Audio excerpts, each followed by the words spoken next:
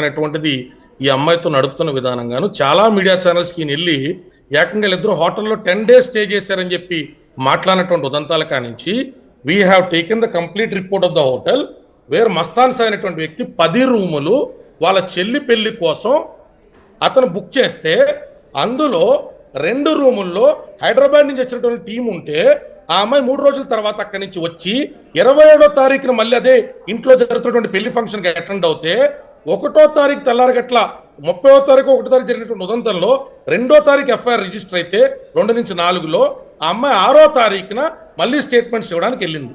నా ఫోన్లో వెనక్కి ఇచ్చేసాడు, నాకు అతనితో గొడవ లేదు, నాకు దయచేసి కేసు వద్దు. ఆ స్టేట్మెంట్స్ మీదే ఏపీ హైకోర్టులో ఆ అబ్బాయి మెన్షన్ చేసి మరి వాళ్ళ అడ్వకేట్ యాంటిసిపేటరీ బెయిల్ ఆ బాబు తీసుకోవడం జరిగింది.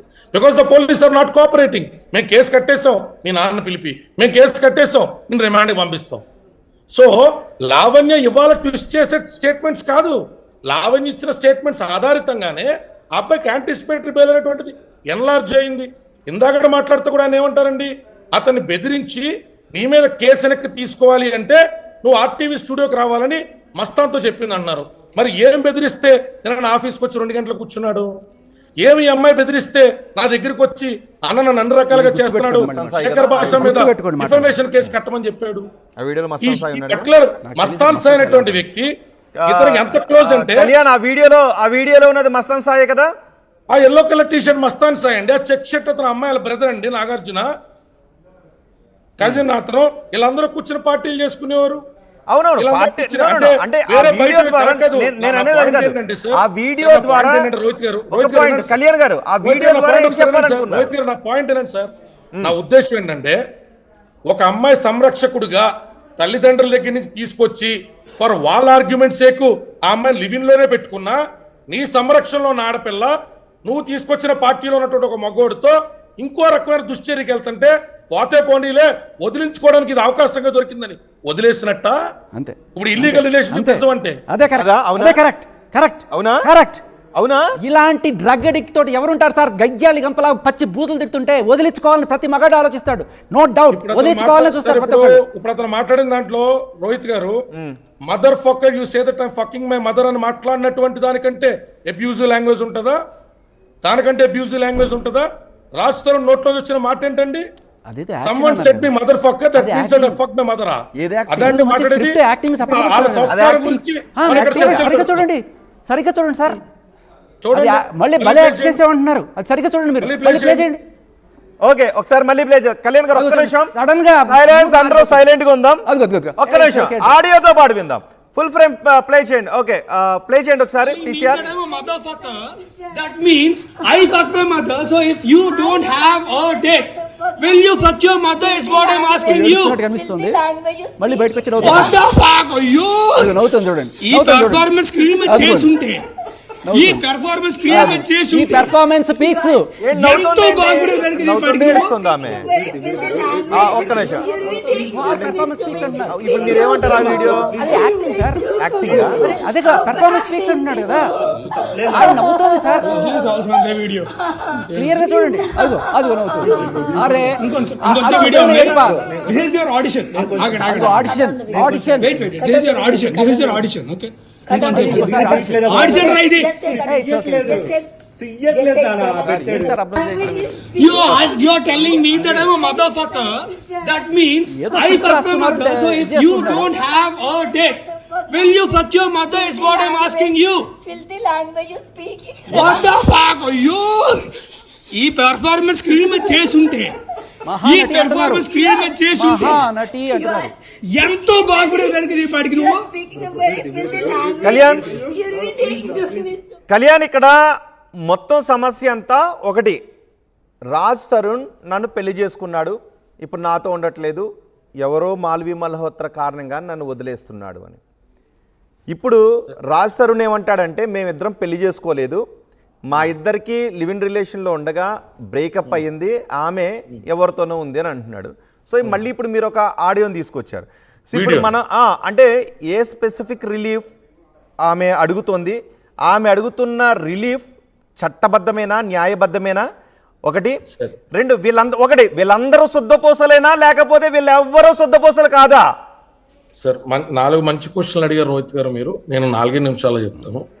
ఒకటి, బూతులు తిట్టుకోవడం అనేటువంటిది కల్చర్ లైన్స్ దాటేసినటువంటి ఈ బ్యాచ్ అందరూ నార్మలైజ్ చేసినటువంటి ఒక wrong culture. Point number 1. Okay sir. So వీళ్ళ బూతులు తిట్టుకోవడం గురించి మాట్లాడడం అనేటువంటిది సమంజసం కాదు. First thing. సో వీళ్ళ బూతులే మాట్లాడుకుంటా ఉంటారు, బూతులు నార్మలైజ్ చేసుకుంటా ఉంటారు, సో బూతుల గురించి వెళ్తా ఉంటారు. ఇక 2, మాల్వి మల్హోత్రా అనేటువంటి అమ్మాయి చేసినటువంటి ఉదంతం ఏదైతే ఉన్నదో, ఆ మాల్వి మల్హోత్రా అనేటువంటి అమ్మాయి థ్రెటన్ చేసినటువంటి మెసేజెస్ ఏవైతే ఉన్నాయో దాని ఆధారితంగా దాన్ని వెరిఫై చేసుకుని 506 కానీ ఆ 420 కానీ 493 డిసెప్టివ్ మ్యారేజ్, లాఫుల్ మ్యారేజ్ అని చెప్పి ఒప్పించి ఒక అమ్మాయితో కోహబిట్ అయినటువంటి ఆధారాలు కనపడితేనే వాళ్ళ కేసును దర్యాప్తు చేసి రిజిస్టర్ చేశారు. 493 రిజిస్టర్ అయిన తర్వాత కూడా ఇమీడియట్ అరెస్ట్ అనేటువంటిది without enquiry, without court notice చేసేటువంటి ప్రొవిజో క్రిమినల్ ప్రొసీజర్ కోడ్ లో లేదు. It is not 376 without warrant you can instigate for arrest. So ఆ ఇన్వెస్టిగేషన్ సాగుతా ఉంది. ఇక్కడ కొత్తగా మీరు గమనిస్తే ఇందాక శేఖర్ భాష కూడా ఏమంటారండి, ఆ అమ్మాయిని వదిలించుకోవడానికి ఈ ఉదంతాన్ని పోతే పోయింది, నా సంరక్షణలో ఉన్న అమ్మాయి ఇంకొకరితో వెళ్ళినా నాకు పర్లేదు అన్నట్టుగా. ఏంటి వీళ్ళందరూ, నేను అనేది అదే కళ్యాణ్ గారు, నాకు అర్థం కానిది ఏంటంటే వీళ్ళందరి మధ్య ఉన్న రిలేషన్ ఏంటి? కొన్ని ఆడియో బాబా నేను వెళ్ళలేకపోయాను, ఎందుకంటే అవి ప్లే చేయలేకపోతున్నాను. నా మాట అర్థమవుతున్నారు ఒకసారి కళ్యాణ్ ఓకే. లావణ్య స్టూడియోకి వస్తామని చెప్పారు. లావణ్య మనకు అందుబాటులో ఉన్నారు, లావణ్యతో కూడా మాట్లాడతాం. Lavanya, hello sir, good evening. Lavanya good evening. స్టూడియోకి వస్తున్నారు మీరు? Yeah sir, it's raining very badly sir. Lavanya, yeah sir, cabs నాకు క్యాన్సిల్ అయ్యాయి సార్. 3 క్యాబ్స్ క్యాన్సిల్ అయ్యాయి. చాలా ఎక్కువ రెయిన్ పడుతుంది సార్. ఓకే, మీకోసం వెయిట్ చేస్తున్నాం. అవును, శేఖర్ కూడా ఇక్కడే ఉన్నారు. అవును, లావణ్య, ఈ కంప్లైంట్ ఇవ్వటం వెనుక ఏం జరిగింది? మీపై అత్యాచారం జరిగిందని, మీపై హత్యాయత్నం జరిగిందని మీరిచ్చిన ఈ కంప్లైంట్ వెనుక ఏం జరిగింది? మీరిచ్చిన కంప్లైంటా కాదా? దీని వెనుక ఉన్న వాస్తవం ఏంటి? లేదండి, నేను అది డే 1 నుంచి చెప్తున్నాను. మన ఆర్టీవీలోనే ఫస్ట్ డే మస్తాన్ అదే కాల్లోకి రావడం జరిగింది. మరి ఆ రోజు వచ్చిన బెదిరింపు కేసు ఏదో అని మాట్లాడతారు, ఈ రోజు కూడా అదే మాట్లాడతారు.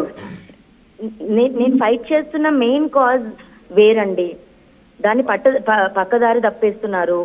దయచేసి అర్థం చేసుకోండి. అదేంట అంటే మీరు ఫైట్ చేస్తున్న ఒక కాజ్ ఏదైతే ఉందో మీరు ఆ ఫైట్ కి అర్హత లేదు అని శేఖర్ అంటున్నాడు. సార్ ఒక నిమిషం లావణ్య, మీరు స్టూడియోకి వస్తే బాగుండేది. మీరు ఎంత దూరంలో ఉన్నారు? మేము క్యాబ్ పంపిస్తాం. ఇంట్లోనే ఉన్నానండి, క్యాబ్స్ దొరకట్లేదు. ఓకే, ఒకసారి కార్ పంపిద్దాం. కోఆర్డినేషన్ నుంచి ఒక కార్ లావణ్య ఇంటికి పంపించండి. లావణ్య, మేము మీకు ఒక వెహికల్ పంపిస్తున్నాం. బయలుదేరిపోతాను. ఓకే, లావణ్య చెప్పండి. ఓకే, ఏంటి ఈ కంప్లైంట్ మీ చేత బలవంతం అంటే? ఓకే, ఎక్కువ వివరణకి వెళ్దాం. లావణ్య, ఈ కంప్లైంట్ మీరిచ్చారా లేక రాజ్ తరుణ్ మీ చేత ఇప్పించాడా? సార్ ఒక్క మాట నేను చెప్పనండి. అట్లీస్ట్ ఇది సభాముఖంగా అట్లీస్ట్ ఒక మగాడి పైన పెట్టిన తప్పుడు కేసు, మస్తాన్ సాయి పెట్టిన ఈ తప్పుడు కేసు ఇవాళ చెల్లదు. పట్టాభిపురం పోలీస్ స్టేషన్ కొట్టేశారు. I'm very happy. I'm fighting for this only sir. మగాళ్ళ మీద పెడుతున్న తప్పుడు, రాజ్ తరుణ్ గురించి కాదు సార్, మగాళ్ళ మీద ఇలా రోజు తప్పుడు కేసులు పెడుతూనే ఉన్నారు, ఇబ్బంది పెడుతూనే ఉన్నారు. దాని వెనక కూడా పెట్టించింది ఒక మగాడు ఉన్నాడు అని కదా అంటుంటా. ఏదైనా సరే సార్, తప్పుడు